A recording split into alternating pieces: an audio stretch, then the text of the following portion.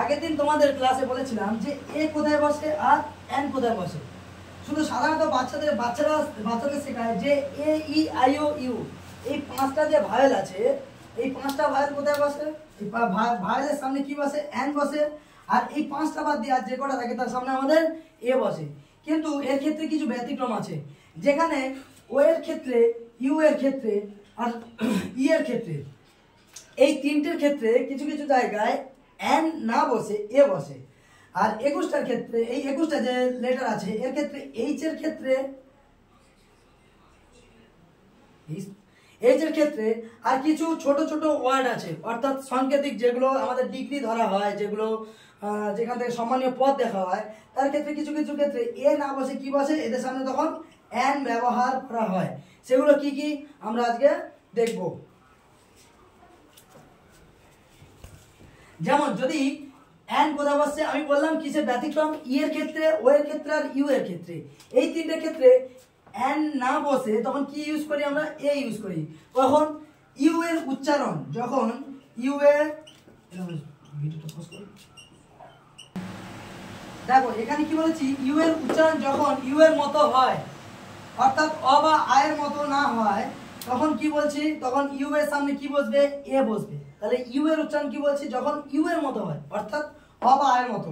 যেমন আমি একটা এক্সাম্পল দিই, আমব্রেলা, ইউ এম বি আর ই ডবল এল এ। তাহলে ওর সামনে কিন্তু ইউ আছে, উচ্চারণ কার মতো হচ্ছে? আমব্রেলা, অর্থাৎ আয়ের মতো হচ্ছে, যার জন্য ওর সামনে কি বসছে? এন বসছে। কিন্তু এর ক্ষেত্রে কি হয়, যেমন বলছি ইউনিভার্সিটি, ইউ এর উচ্চারণ কার মতো হচ্ছে? ইউ এর মতো হচ্ছে, ইউনিভার্সিটি। ওর জন্য আমি কি ব্যবহার করেছি? ওখানে এ বসবে। একদম ওটা যেখানে ইউনিভার্সিটি থাকবে চোখ বুঝিয়ে কি বসাতে হবে? এ বসাতে হবে। কারণ ইউ এর উচ্চারণ কিসের মতো হচ্ছে? ইউ এর মতো হচ্ছে। ইউনিয়ন, ইউনিয়নের সামনে কি বসছে? এ বসেছে। কারণ কি? ওখানে ইউ এর উচ্চারণ কার মতো হচ্ছে? ইউ এর মতো হচ্ছে, ইউনিয়ন। কিন্তু ইউ এর উচ্চারণ যখন অ বা এর মতো হবে তখন কি বসবে? এন বসবে। আদারওয়াইজ ইউ এর আগে কি বসবে? সবসময় এ বসবে। এক্ষেত্রে ও এর ক্ষেত্রে সেম। ও এর ক্ষেত্রে যখন অ বা আয়ের মতো না হয়, অর্থাৎ ও এর উচ্চারণ যেরকম ধরো onion, O N I O N, onion, onion মানে কি? পেঁয়াজ, O N I O N. এখানে ও এর উচ্চারণ ও এর মতো হয়নি, এখানে কার মতো হয়েছে? অ এর মতো হয়েছে, যার জন্য ওর সামনে কি বসবে? তখন এন বসবে।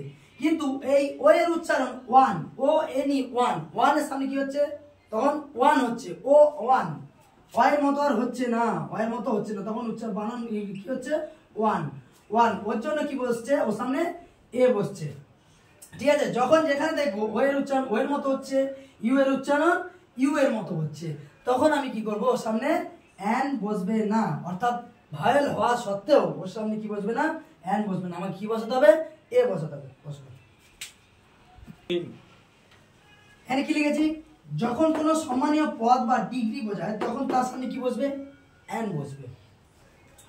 কি করে হয়? যেখানে সম্মানীয় পদ বা ডিগ্রি, সম্মানীয় পদ বলতে কি? M A. এম এ কেমন লিখি আমরা? M dot A. এটা হচ্ছে সম্মানীয় ডিগ্রি। তো সম্মানীয় পদ কি থাকে? এমএলএ। এটা কি? এগুলো সব সাংকেতিক, এদের পুরো পুরো নাম আছে। তাহলে এই ক্ষেত্রে কি হয়? এটা সম্মানীয় ডিগ্রি আর এটা সম্মানীয়, এটা সম্মানীয় ডিগ্রি, এটা সম্মানীয় পদ। তাহলে এই দুটোর ক্ষেত্রে কি হবে? আমার এন বসবে। কারণ একটা কি বলেছি? সম্মানীয় পদ বা ডিগ্রি সামনে কি বসে? আমরা কি ইউজ করব? চোখ বুঝে আমরা ব্যবহার করব এন। অর্থাৎ এরকম ডট দেওয়া যে কটা ওয়ার্ড দেখতে পাবো, ডট দেওয়া, তাহলে তার সামনে চোখ বুঝে এন বসাবো। যেমন একটা ডাক্তার ডিগ্রি আছে এফআরসিএস, এগুলো ডট দেওয়া, যে কটা ডট দেওয়া ডিগ্রি থাকবে অর্থাৎ তাদের সামনে কি বসবে? সবসময় এন বসবে। ভুল করে আমরা এ বসাবো না, কারণ এদের সামনে কি আছে? এক একটা সবার সামনে কিন্তু কনসোনেন্ট আছে, হলেও এর সামনে কি বসবে? এন বসবে। কেন? সম্মানীয় পদ বা ডিগ্রি বোঝালে তখন কি বসবে? এন বসবে। ওইটুকুর জন্যই আমাদের এন বসানো উচিত। তারপরে কি আছে? যখন এইচ এর উচ্চারণ অ বা আয়ের মতো হয়, এইচ এর উচ্চারণ, এইচ তো আমাদের কি হয়? এইচ হচ্ছে আমাদের কনসোনেন্ট, কিন্তু এইচ এর উচ্চারণ কিসের মতো বলেছি? অ বা আয়ের মতো। সেটা কোন ক্ষেত্রে হয়? যেমন এটা কি লিখেছি? Hour, H O U R, hour. Hour মানে কি? ঘন্টা, অর্থাৎ সময়কে বোঝাচ্ছে। তেমনি এই আওয়ারের সামনে কি বসবে? এন বসবে। এইচ এর উচ্চারণ কার মতো হচ্ছে? আওয়ার।